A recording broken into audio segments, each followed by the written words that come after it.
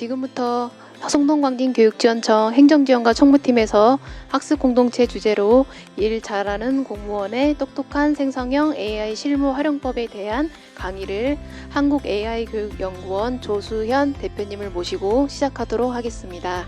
강사님을 큰 박수로 맞이해 주시기 바랍니다.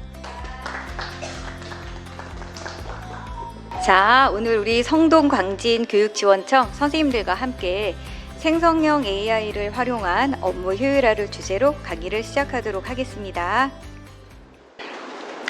네, 지금부터 생성형 AI를 활용한 업무 효율화를 주제로 강의를 시작하도록 하겠습니다. 요즘엔 굉장히 많은 곳에서 AI 활용을 정말 하시는 것 같아요. 그래서 이제 교육청에서도 올해만 해도 좀 많이 진행을 하고 있는데요.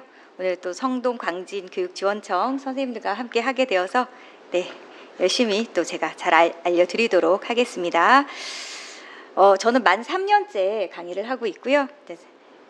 AI를 저도 인공지능을 전공을 했습니다. 근데 이제 너무 많이 빨리 바뀌고 있다 보니까 사실 굉장히 따라가기가 버거운 것 같아요. 근데 이제 실시간으로 따라가는 건 지금 의미가 없어요. 그러면 굉장히 지치거든요.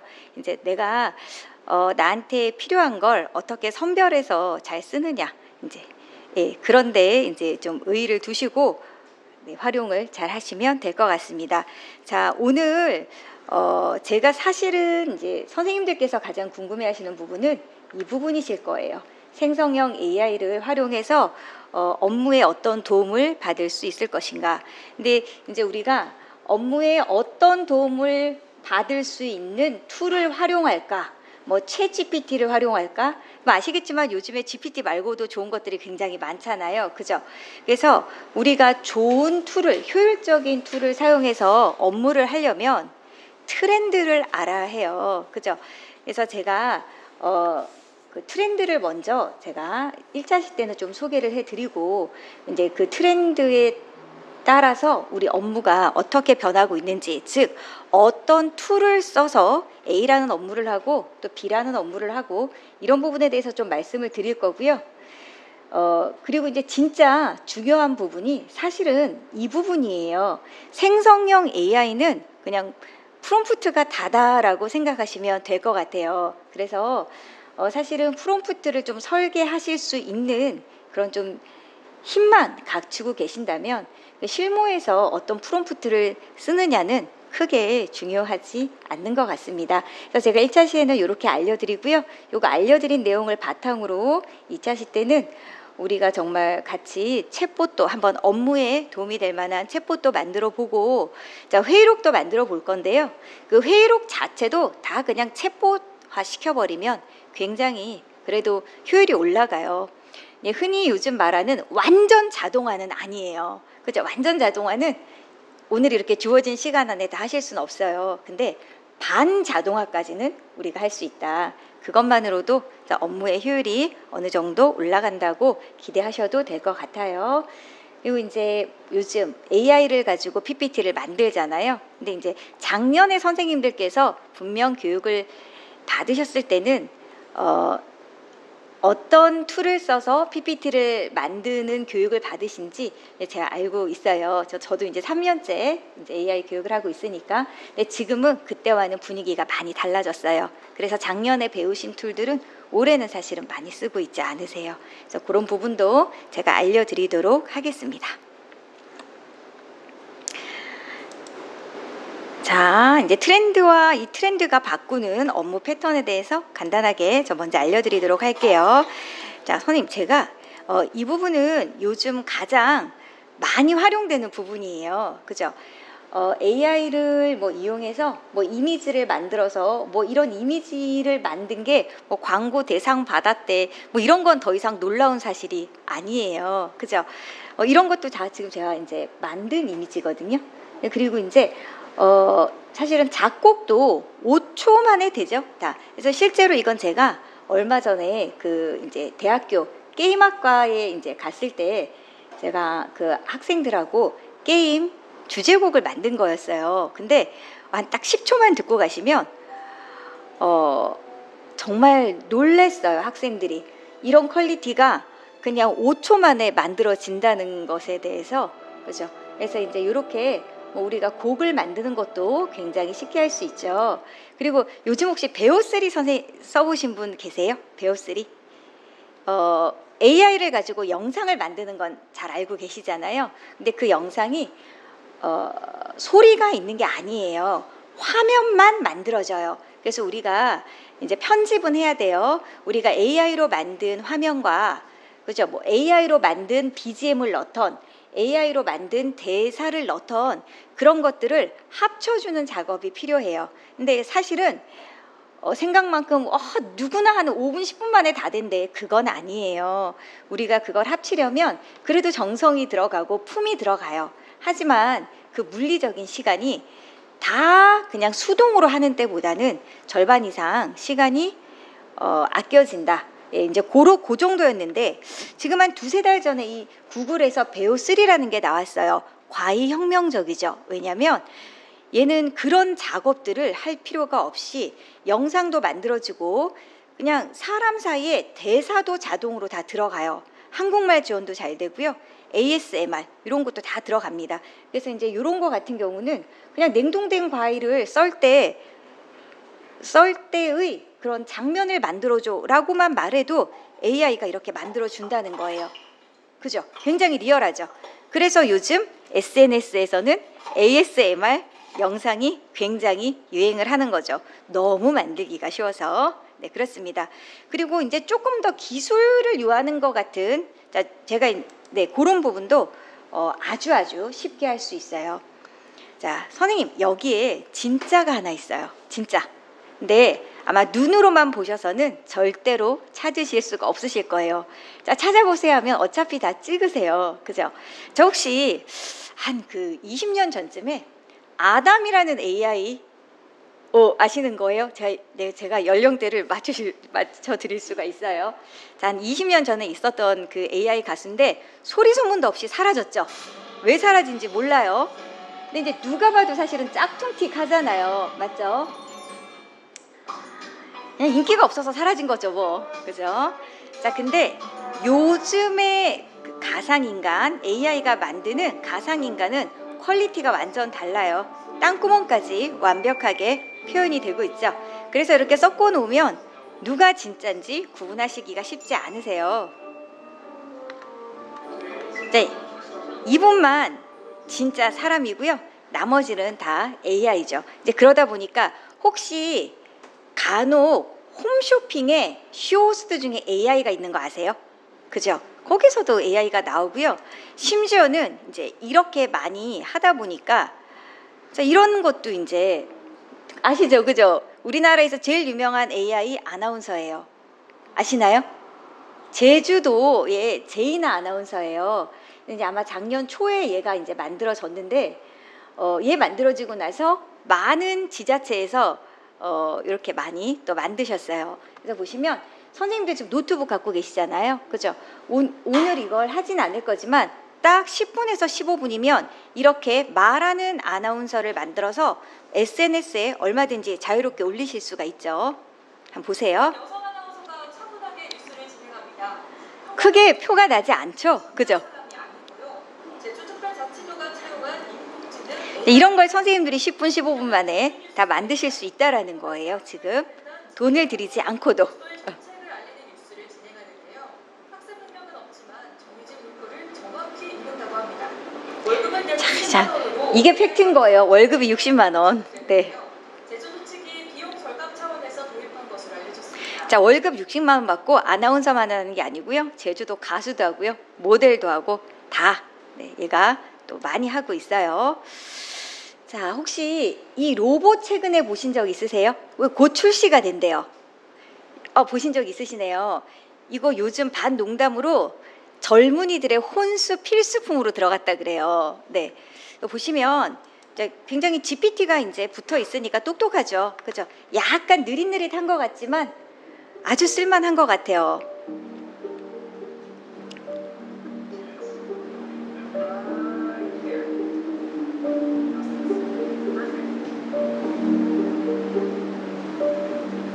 잘 보시면 같이 사시는 분보다 나으시다는 생각을 하실 수도 있어요. 네. 시킨 대로 잘하죠. 그리고 이제 이 로봇은 아니지만 로봇에 따라서 또 우리가 어떤 물건을 식품을 받았을 때 그런 것들을 냉장고와 그렇지 않은 곳에도 다 구분할 수 있는 능력들을 지금 가지고 있어요. 곧 출시가 될 거라고 하는데요. 우리가 이제 쓸 수 있도록 예상 출고가 맞춰보세요. 예상 출고가 얼마에 나올까요? 이제 젊은 분들은 좀 약간 짜게 부르시는 경향이 있으세요. 네. 얼마 정도 할까요? 응? 500? 500? 3천만 원?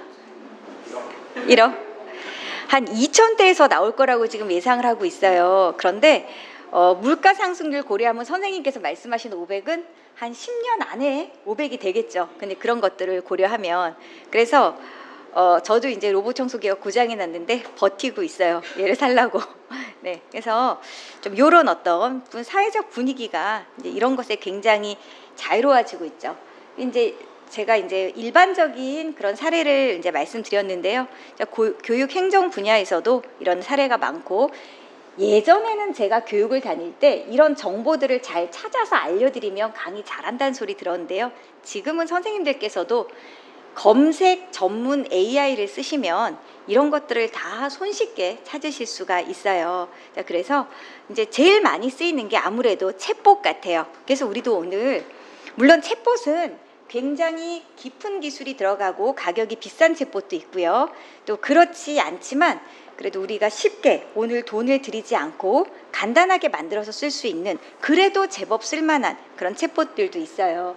그래서 이런 것들이 지금 가장 많이 사용이 되는 것 같고 역시 가장 기대가 되는 부분은 민원 응대에 있어서예요. 그죠? 그래서 아주 여러 가지가 있을 수 있지만 오늘 우리도 실습을 2차 시대 민원 응대에 어떤 좀 그래도 기여를 할 수 있는 챗봇을 만들어 보도록 할 거예요.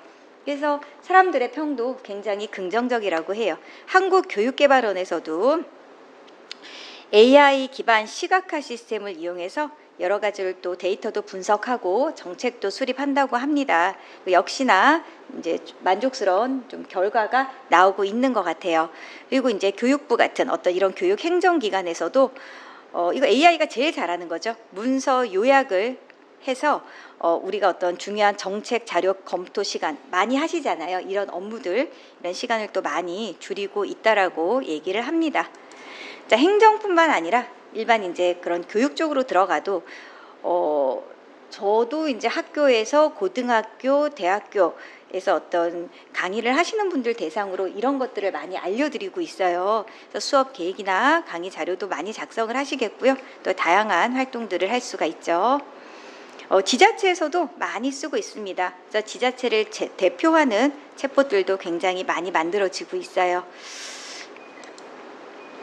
자, 그래서 이제는요, 인간의 능력이 뛰어나 AI가 뛰어나 이런 테스트는 이제 하지 않아요. 이제 의미가 없고 이제는 AI 중에서 GPT가 똑똑하니 제미나이가 똑똑하니 이런 것들을 테스트를 하고 있죠.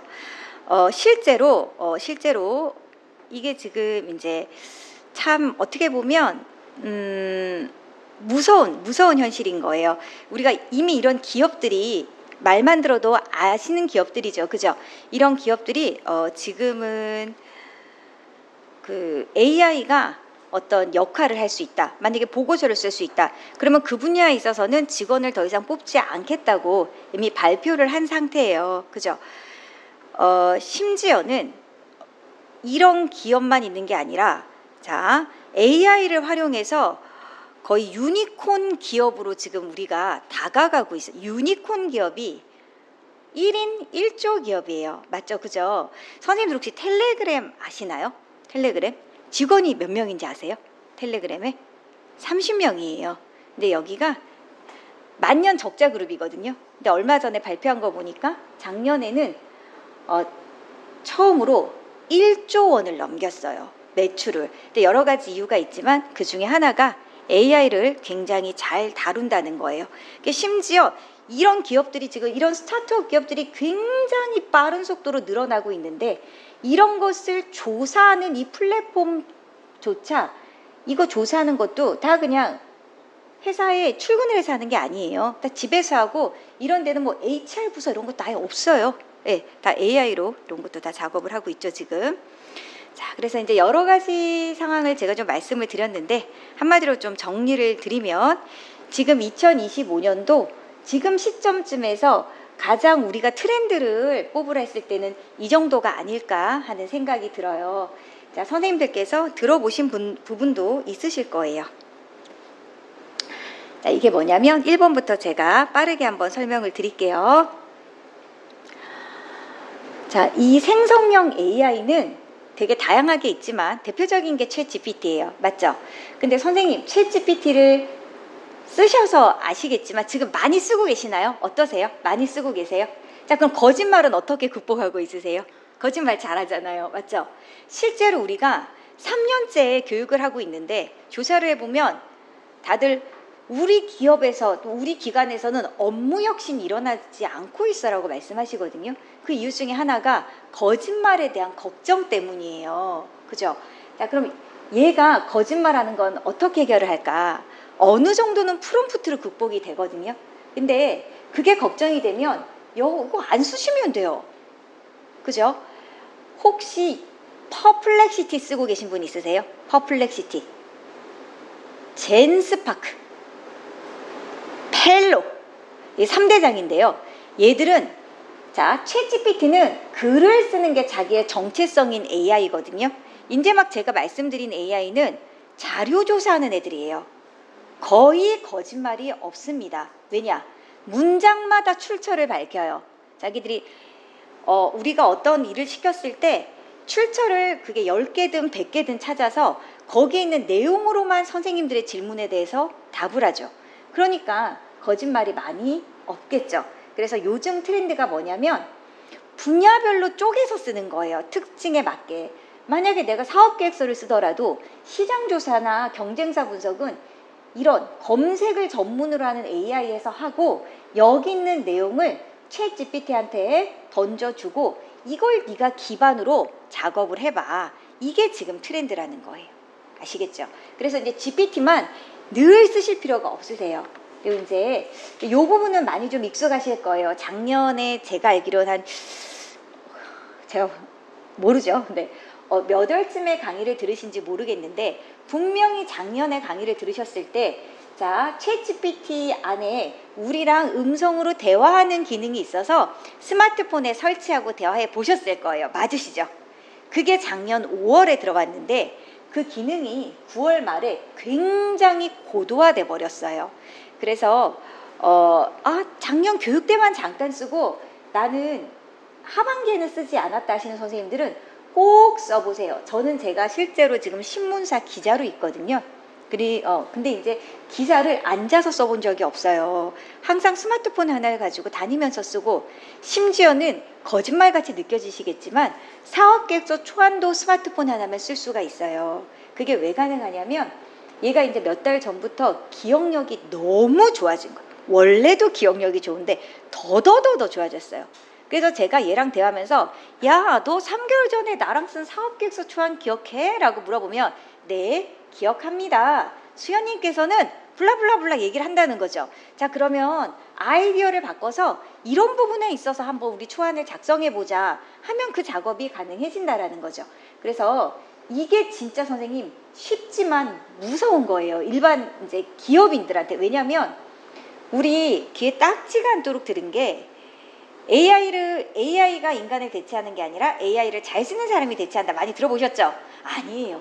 AI도 대체를 하고 AI를 잘 쓰는 사람도 그렇지 못한 사람을 대체하는 거예요. 근데 잘 쓰는 사람과 그럼 못 쓰는 사람의 실력 차가 얼마나 나야지 그 차이가 우리가 느낄 수 있어?